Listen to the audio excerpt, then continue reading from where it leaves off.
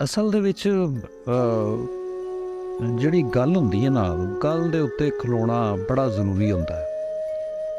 ਗੱਲ 'ਤੇ ਹੀ ਤਾਂ ਅਸੀਂ ਖਲੋਂਦੇ ਨਹੀਂ ਹੁੰਦੇ ਨਾ। ਉਹ ਬਹੁਤ ਸਾਰੇ ਲੋਕ ਨੇ, ਉਹਨਾਂ ਕੋਲ ਗੱਲ ਮੌਜੂਦ ਹੁੰਦੀ ਹੈ, ਅਤੇ ਮੇਰੇ ਇੱਕ ਦੋਸਤ ਨੇ ਉਹ ਕਹਿੰਦੇ ਹੁੰਦੇ ਅਕਸਰ ਕਿ ਉਹ ਕਹਿੰਦੇ ਕਿ ਯਾਰ ਜਿਹੜੀ ਗੱਲ ਹੈ ਨਾ ਉਹ ਤੁਹਾਡੇ ਅੰਦਰ ਆਉਂਦੀ ਹੈ। ਕੋਈ ਦੋਸਤ ਹੀ ਹੁੰਦਾ ਜਿਹੜਾ ਤੁਹਾਨੂੰ ਯਾਦ ਕਰਾਉਂਦਾ। ਮੀਨ ਕਿ ਦੋਸਤ ਤੁਹਾਡਾ ਉਹ ਹੁੰਦਾ ਜਿਹੜਾ ਭੁੱਲੇ ਨੂੰ ਯਾਦ ਕਰਾ ਦੇ।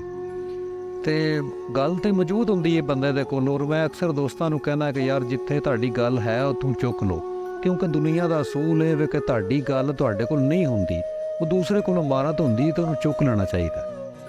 ਅਤੇ ਮੈਂ ਅਕਸਰ ਇਹ ਦੋਸਤਾਂ ਨੂੰ ਗੱਲ ਕਰਨਾ, ਗੁਜ਼ਾਰਿਸ਼ ਕਰਨਾ। ਔਰ ਬਾਜ਼ ਔਕਾਤ ਕਰਮ, ਵਾਹ ਸੁਬਹਾਨ ਅੱਲਾਹ, ਕਰਮ ਬੰਦੇ ਨੂੰ ਢੂੰਡ ਰਿਹਾ ਹੁੰਦਾ ਹੈ ਅਤੇ ਬੰਦਾ ਅੱਗੇ ਲੱਗ ਕੇ ਦੌੜ ਪੈਂਦਾ। ਇਹ ਵੀ ਅਕਸਰ ਦੋਸਤਾਂ ਨੂੰ ਮੈਂ ਗੁਜ਼ਾਰਿਸ਼ ਕਰਨਾ ਵਾ ਕਿ ਭਾਈ ਤੁਸੀਂ ਕਿਸੇ ਲਈ ਸੋਚ ਲਿਆ ਕਰੋ, ਸਮਝ ਲਿਆ ਕਰੋ, ਠਹਿਰ ਜਾਇਆ ਕਰੋ, ਰੁਕ ਜਾਇਆ ਕਰੋ, ਸੁਣ ਲਿਆ ਕਰੋ। ਠੀਕ ਹੈ। ਇੱਕ ਦਫਾ ਇੱਕ ਦੋਸਤ ਮੇਰੇ ਕੋਲ ਆ ਗਏ ਅਤੇ ਆ ਕੇ ਕਹਿਣ ਲੱਗੇ ਜੀ ਕਿ ਸਾਨੂੰ ਕੋਈ ਗੱਲ ਹੀ ਦੱਸੋ ਕਿ ਸਾਡੀ ਕੋਈ ਗੱਲ ਮੰਨਦਾ ਸੁਣਦਾ ਨਹੀਂ। ਅਤੇ ਮੈਂ ਗੁਜ਼ਾਰਿਸ਼ ਕੀਤੀ, ਮੈਂ ਕਿਹਾ ਭਾਈ ਕਦੀ ਤੁਸੀਂ ਕਿਸੇ ਦੀ ਮੰਨੀ ਹੈ ਗੱਲ?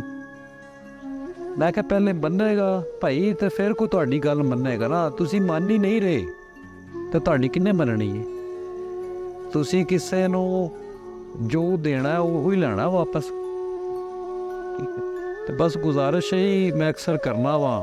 ਔਰ ਮੈਂ ਇਸ ਕਾਬਲ ਤਾਂ ਨਹੀਂ ਹੈ, ਲੇਕਿਨ ਗੱਲ ਹੀ ਹੈ ਬਸ ਕਿ ਗੱਲ ਜਿਹੜੀ ਉਹਦਾ ਪਹਿਰਾ ਦੇਣਾ ਚਾਹੀਦਾ। ਅਗਰ ਤੁਸੀਂ ਕਿਸੇ ਨੂੰ ਸੁਣਦੇ ਹੋ, ਜ਼ਾਇਆ ਨਹੀਂ ਕਰਨੀ ਚਾਹੀਦੀ। ਗੱਲ ਦਾ ਅਸਲ ਮਕਸਦ ਉਦੋਂ ਹੀ ਹੁੰਦਾ ਕਿ ਜਦੋਂ ਤੁਸੀਂ ਗੱਲ ਤੁਹਾਡੇ ਕੋਲ ਆਈਏ ਤਾਂ ਉਸ ਗੱਲ 'ਤੇ ਖਲੋ ਜੋ, ਉਹਦਾ ਪਹਿਰਾ 'ਤੇ ਦੇ ਕੇ ਵੇਖੋ।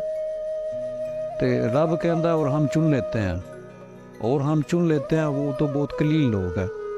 रब कहता कि जिन्होंने मैं चुन लेना तो वो बड़े थोड़े जे लोग ने। कुछ लोग ऐसे होंदे ने जिहड़े मालक दे चुनाव च होंदे ने।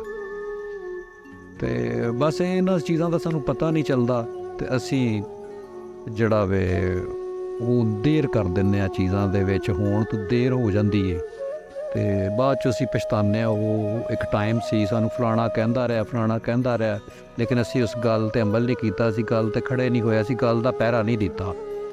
ਅਤੇ ਬਸ ਇਹ ਵੇ ਕਿ ਜਦੋਂ ਵੀ ਤੁਹਾਡੇ ਤੱਕ ਗੱਲ ਆਵੇ, ਬਸ ਇਹ ਤੁਹਾਡੇ ਅੰਦਰੋਂ ਜਿਹੜੀ ਗੱਲ ਆਵੇ, ਉਹ ਸਮਝੋ ਤੁਹਾਡੇ ਦਲੀਲ ਆਉਂਦੀ ਹੈ। ਦੋ ਤਰ੍ਹਾਂ ਦਾ ਗਿਆਨ ਹੁੰਦਾ ਹੈ। ਇੱਕ ਤੁਹਾਡੇ ਦਿਮਾਗ ਦੇ ਵਿੱਚ ਆਉਂਦਾ ਹੈ, ਖਿਆਲ ਆਉਂਦਾ ਹੈ, ਇੱਕ ਤੁਹਾਡੇ ਅੰਦਰ ਆਉਂਦਾ ਹੈ।